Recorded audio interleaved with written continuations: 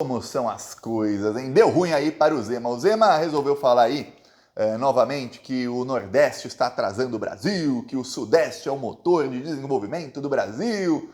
Pois bem, estamos chegando aí no final do ano e algumas projeções estão se confirmando. Foi feito em agosto, foi feita uma projeção dizendo que no Brasil, em 2023, quem vai puxar o crescimento do Brasil é o Nordeste.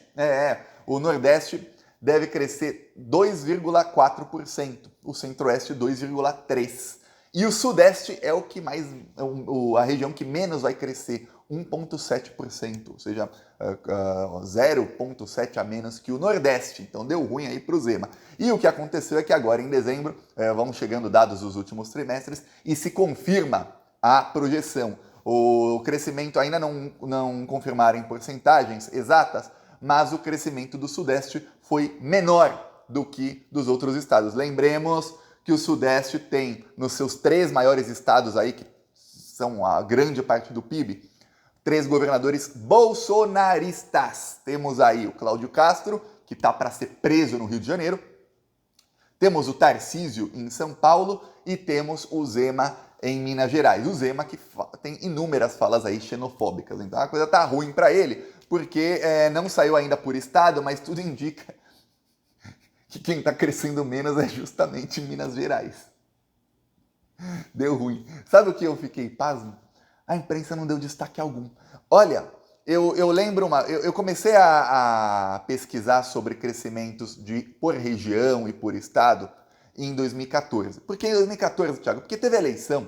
E eu lembro que a imprensa, lembro até hoje da Miriam Leitão falando no Jornal da Manhã lá da Globo, que é o Bom Dia Brasil, e falando no Globo News, que olha, o Brasil com esse pibinho do governo Dilma, o Brasil já não cresce mais, e o Brasil com menor taxa de desemprego da história, sendo a 6ª maior economia do mundo, tá? Porque esse pibinho da Dilma, não sei o quê, em 2014 vamos crescer muito menos do que o esperado e tudo mais. Aí eu fui ver na época, por estado, né? Vamos ver o que aconteceu, né? Por que o Brasil cresceu menos? E aí você pegava e o estado de São Paulo e de Minas Gerais estavam em recessão, por isso que o Brasil não crescia.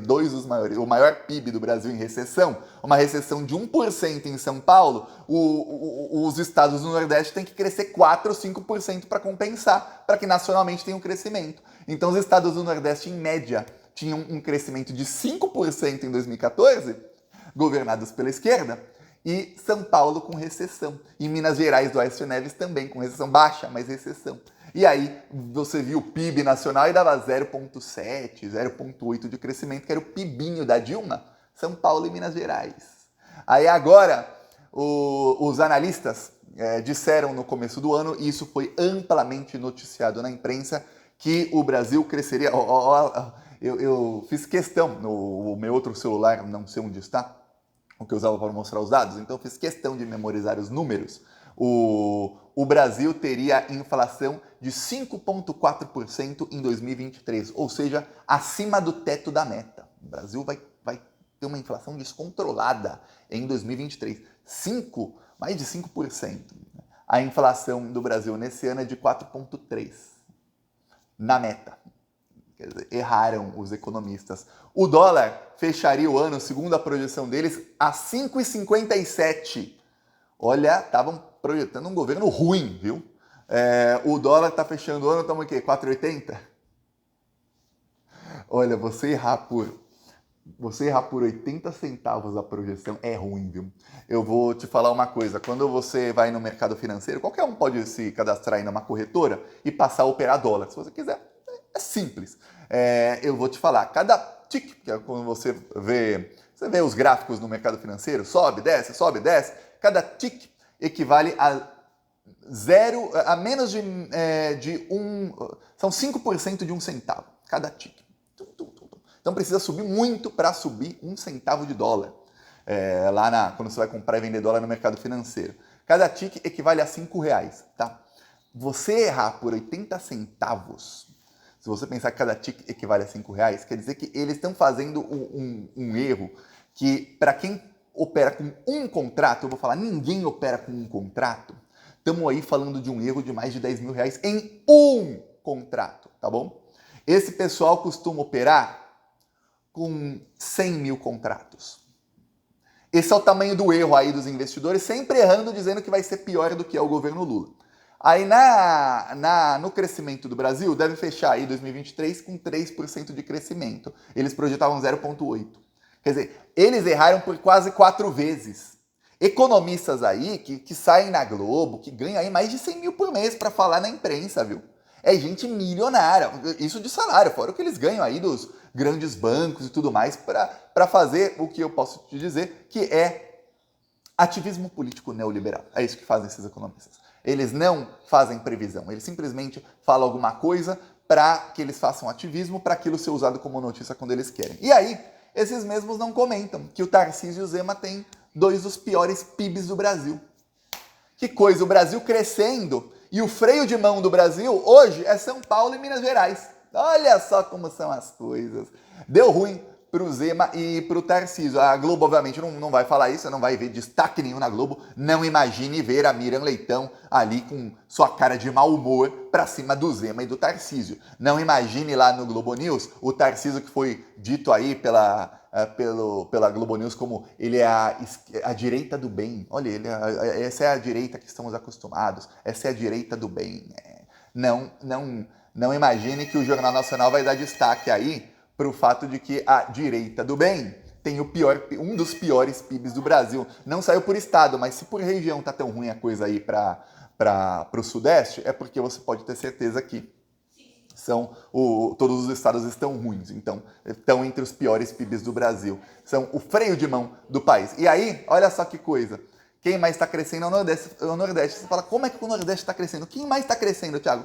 O Maranhão deve ser o estado que mais vai crescer em 2023 no Brasil. Você fala, Thiago, Maranhão? Você vê como o Flávio Dino construiu bem lá no Maranhão. O Maranhão tem muita indústria agora e estão lucrando muito. Então vai melhorar muito a qualidade de vida no Maranhão. E aí você vê, o Brasil cresceu, o Lula conseguiu aprovar a reforma tributária e a imprensa não dá os créditos para o Lula. Tudo é sorte. O Lula está com muita sorte, porque tivemos o boom dos commodities e aí, com esses problemas aí de São Paulo e de Minas Gerais, o que vai acontecer é o seguinte, o Lula fez um plano para 2024, que é o seguinte, o maior plano do Lula é se aproximar do Rodrigo Pacheco, que é presidente do Senado. O Lula entende que em 2023 ele conseguiu se aproximar do Arthur Lira, trazer o Lira para o lado dele, conseguiu se aproximar do STF, trazer a maioria dos ministros para o lado dele, mas o Rodrigo Pacheco foi cooptado pelas forças bolsonaristas. Primeiro porque ele quer ser prefeito de Belo Horizonte ou ele quer ser governador de Minas em 2026. Tem quem diga que o Rodrigo Pacheco até pensa em ser presidente da República em 2020. Eu não consigo nem falar isso sem dar risada. Só ele mesmo. Pois bem, você vê como as pessoas são cegas, né? Com o ego. Aí o que acontece? O Lula percebeu, eu falei aqui, ó, em pleno Natal, o Rodrigo Pacheco já estava anunciando aí que 2024 ele vai para cima do governo Lula e vai para cima do STF com tudo. Vai querer articular contra o Lula.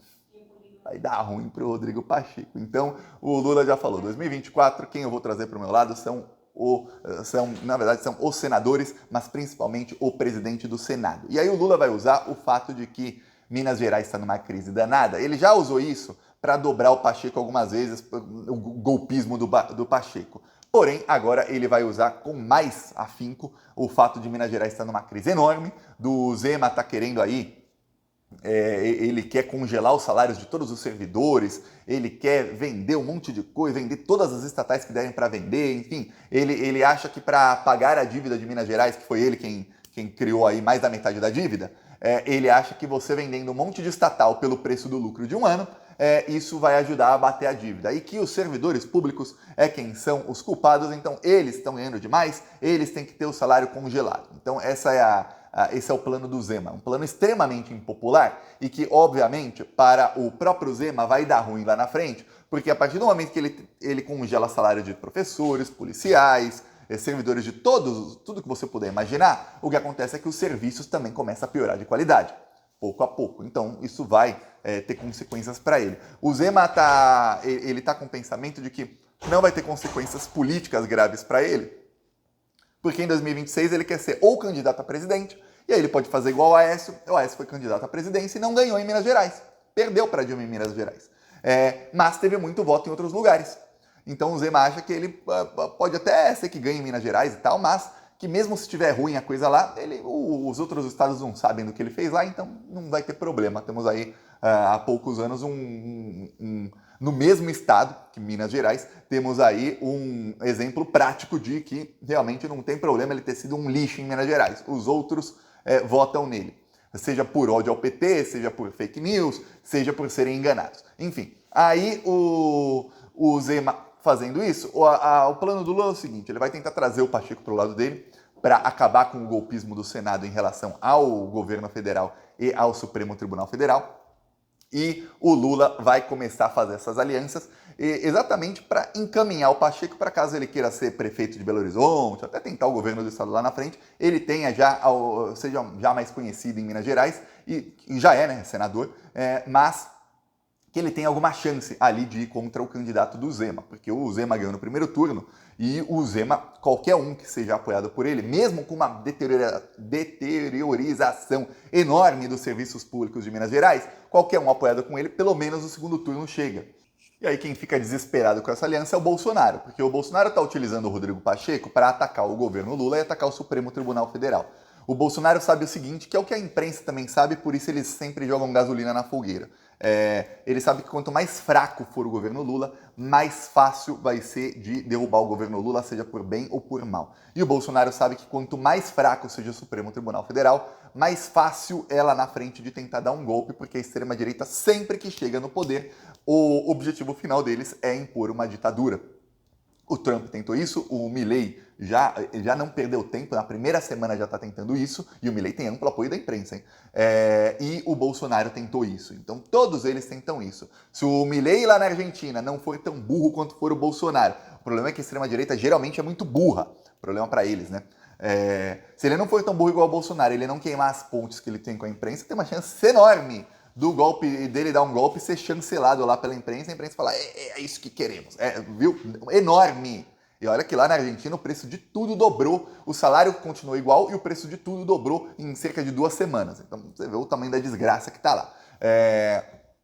E aí o Bolsonaro sabe que se ele perder o apoio do Rodrigo Pacheco, que é o único político relevante hoje, que ainda dá trela para o bolsonarismo. E ele dá essa trela porque ele sabe que ele precisa dos votos dos bolsonaristas para eleger o sucessor dele como presidente do Senado. Porque o presidente do Senado, assim como o da Câmara, tem muito poder e muitas verbas, viu? Muitas verbas. Eles controlam muitas verbas. Bilhões em verbas. E aí, o Pacheco quer que seja o Davi Alcolumbre. Só que o Davi Alcolumbre tem uma coisa que quem está lá em Brasília já sabe. O Davi Alcolumbre, ele já vai ter o voto do bolsonarismo. A eleição tem 2 turnos, né? Num eventual segundo turno, ele já tem o voto do bolsonarismo. Por quê? Porque o governo o Lula não vai apoiar ninguém. O Lula não é bobo. Ainda quando ele tinha aí um congresso mais fácil de lidar, tinha ali, chegou a ter presidente da Câmara que foi petista, tudo mais, mas agora o Lula não é bobo. Mas o que se sabe é que um dos candidatos deve ser o Renan Calheiros, que sempre é candidato. E aí, se ganha o Renan Calheiros, é uma desgraça muito grande para o bolsonarismo. Então, se continua ali algum indicado do Pacheco, que é, no caso, o Alcolumbre, para o bolsonarismo não é tão ruim. Só que o Lula trazendo o Pacheco para o lado dele, o Lula pode dizer, Pacheco, eu sei que tem aí o negócio do Senado e tal, mas você não precisa disso aí não, você pode dar voos maiores, não precisa disso aí. Então, veremos como vai ser a articulação do Lula, mas quando o Lula entra, ele mesmo, em campo para articular, dificilmente alguém consegue. E aí o bolsonarismo vai ser descartado pelo último, que ainda está dando alguma trela para eles. O último. E você vê que o bolsonarismo já está em pé de guerra, já estão brigando com o Mourão, o Sérgio Moro já foi descartado, já está tendo briga no Paraná para ver quem vai ser o candidato, a própria Michelle está brigando, o Jair, o Valdemar, então eles já estão em pé de guerra, e aí a coisa vai piorar para eles em 2024. Teremos muitas baixas no bolsonarismo, fora os que serão presos, né, que serão baixas porque serão presos. Eu peço aí sua inscrição no canal, seguimos aqui na luta, falou!